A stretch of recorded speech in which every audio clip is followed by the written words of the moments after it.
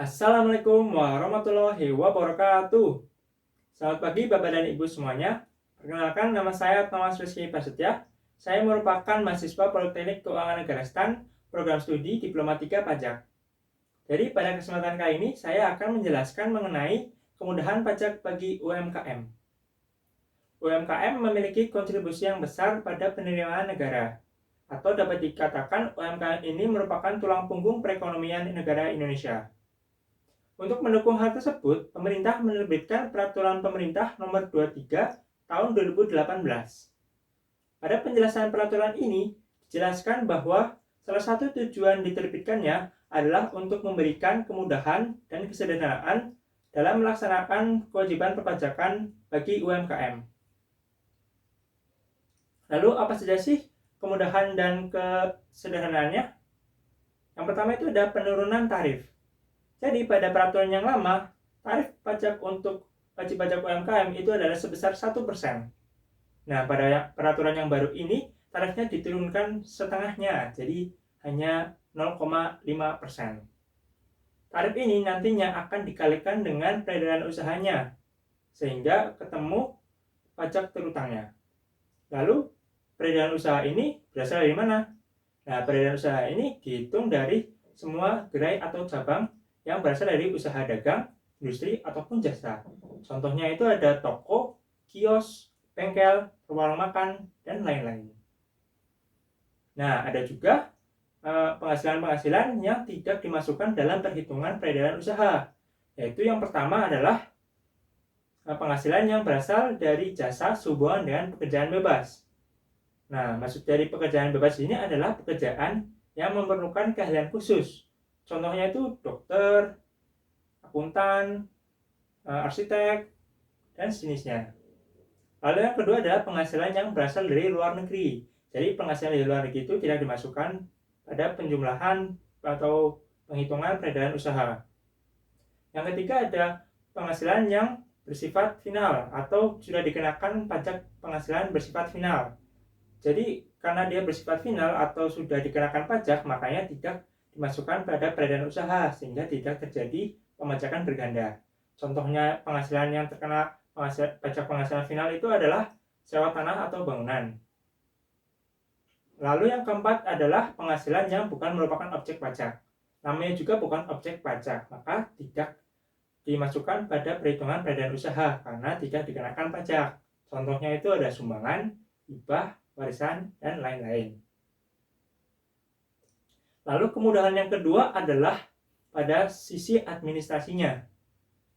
Nah, pada peraturan ini, wajib pajak UMKM diperbolehkan untuk tidak melakukan pembukuan, tetapi tetap wajib untuk melakukan pencatatan. Apa sih bedanya pembukuan dengan pencatatan?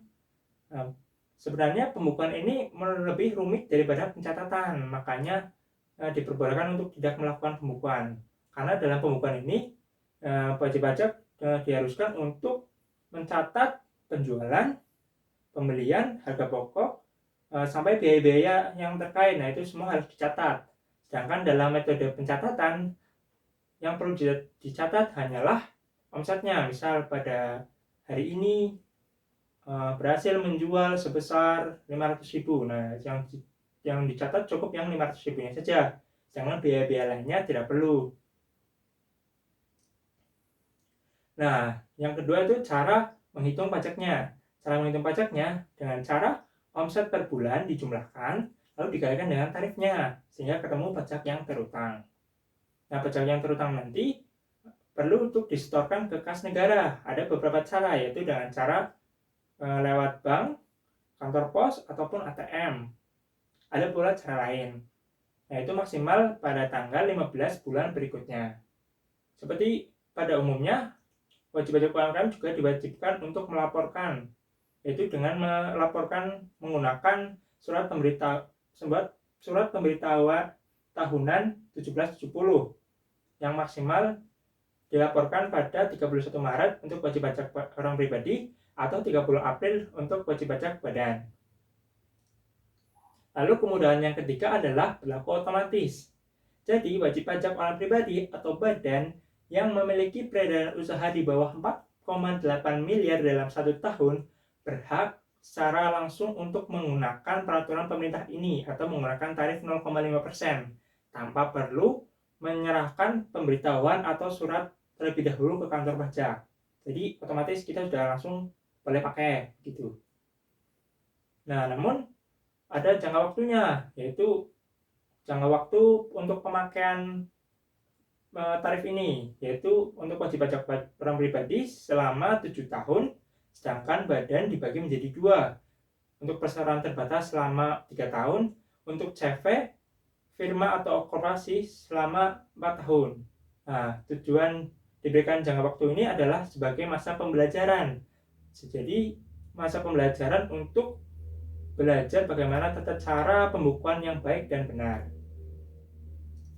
Nah, namun perlu dicatat, walaupun wajib pajak misal kita memperoleh 4,8 miliar dalam 1 tahun, tetapi termasuk dalam wajib pajak yang dikecualikan berikut ini, nah itu kita tetap tidak boleh untuk menggunakan tarif 0,5%. Nah, lalu wajib pajak seperti apa sih yang tidak boleh? Yang pertama itu ada wajib pajak yang memilih untuk menggunakan tarif pasal 17 atau tarif umum. Jadi untuk keadilan, kita diperbolehkan untuk memilih menggunakan tarif 0,5% atau menggunakan tarif umum pasal 17. Nah, bedanya itu kalau menggunakan tarif umum atau tarif pasal 17, kita diharuskan untuk memberitahukan terlebih dahulu ke kantor pajak. Memberitahukan agar kantor pajaknya itu tahu kalau kita itu tidak menggunakan tarif yang 0,5%. Nah, perbedaannya juga terletak pada biaya-biaya. Jadi untuk tarif umum ini biaya-biayanya boleh dibiayakan dengan catatan wajib pajaknya harus menggunakan pembukuan untuk yang tarif umum. Lalu wajib pajak yang kedua adalah wajib pajak badan yang memperoleh fasilitas pasal 31A atau PP 94 tahun 2010. Ini ada aturannya tersendiri terkait hal ini. Lalu yang ketiga adalah wajib pajak berupa bentuk usaha tetap. Nah, maksudnya bentuk usaha tetap itu adalah cabang atau perwakilan dari perusahaan luar negeri yang berada di Indonesia. Nah, itu tidak boleh menggunakan tarif ini. Lalu yang terakhir adalah CV atau firma yang dibentuk oleh wajib pajak orang pribadi yang memberikan jasa sehubungan dengan pekerjaan bebas. Seperti yang saya jelaskan tadi, yang contoh-contoh pekerjaan bebas itu adalah arsitek, akuntan, dokter, dan lain-lain ya. Nah, misal akuntan ini membentuk CV kantor akuntan publik. Nah, wajib pajak ini tidak boleh menggunakan tarif 0,5% karena ada tata cara perhitungan pajaknya tersendiri. Nah, selanjutnya kita ke contoh. Contoh di sini menggunakan angka ya sehingga kita dapat lebih memahaminya. Nah, di sini ada Tuan C dengan memiliki 2 toko, yaitu toko A dan juga toko B. Pada bulan Agustus 2020, toko A menghasilkan omset sebesar 50 juta, sedangkan toko B menghasilkan omset sebesar 60 juta. Nah, untuk menghitung pajak yang harus dibayar oleh Tuan C, kita perlu untuk menjumlahkan kedua omset tersebut karena sama-sama milik Tuan C. Kita peroleh angka 110 juta untuk omsetnya. Lalu kita kalikan dengan tarif 0,5%. Maka kita akan mendapat pajak terutangnya sebesar 550.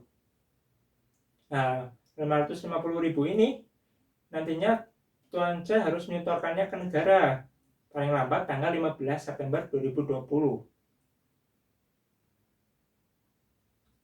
Ya, sekian dari saya, semoga bermanfaat. Kurang lebihnya mohon maaf. Terima kasih. Wassalamualaikum warahmatullahi wabarakatuh.